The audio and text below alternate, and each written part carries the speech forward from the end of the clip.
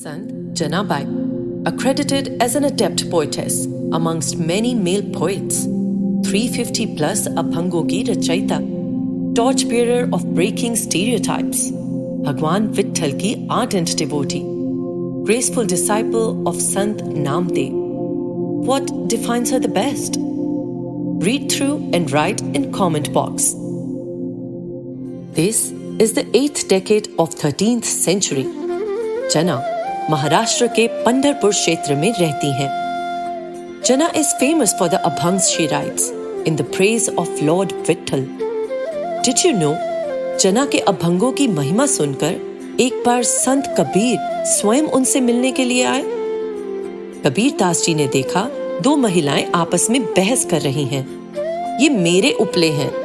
नहीं जना, ये मेरे हैं. कबीर दास जी सोचने लगे, क्या इस जना से मिलने के लिए मैं इतनी दूर से आया हूँ? उन्होंने जना से पूछा, तुम्हें कैसे पता कि ये तुम्हारे उपले हैं? जना ने कहा, अरे मेरे बनाए हर उपले में आप भगवान विट्ठल का दिव्य नाम सुनेंगे. Kabir Das ji was amazed. He sat down. उन्होंने एक उपला उठाया. He heard no voice in it. Feeling fooled, he picked up second one. Again, no sound. अब जैसे ही उन्होंने तीसरा उपला उठाया, he heard that divine sound. He picked the fourth one and heard the same. Kabir Das ji जना के आगे नतमस्तक हो गए. जना, how is this possible? तभी वहां संत नामदेव जी प्रकट हुए.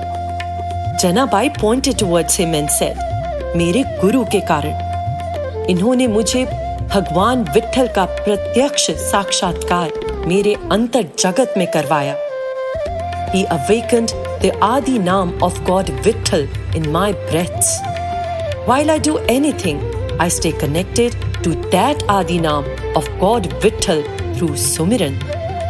और यही कारण है कि मेरे बनाए हर उपले में विट्ठल नाम की ध्वनि गूंजती है. ऐसी सतगुरुची करणी दासी जनी विट्ठल चरणी. With the blessings of my Gurudev, I attained the supreme God. Kabir Das ji, taken aback, offered salutations to Sant Namdev and Bhakt Janabai. Verily, women who unleash their inner strength via spiritual awakening can achieve incredible feats and everlasting fame. So now you know what defines her best. Comment box waiting for you. Learn women empowerment mantras from devout women who were blessed by perfect spiritual masters of their times at Tu Hai Shakti _2.0 and at DJJS Santulan.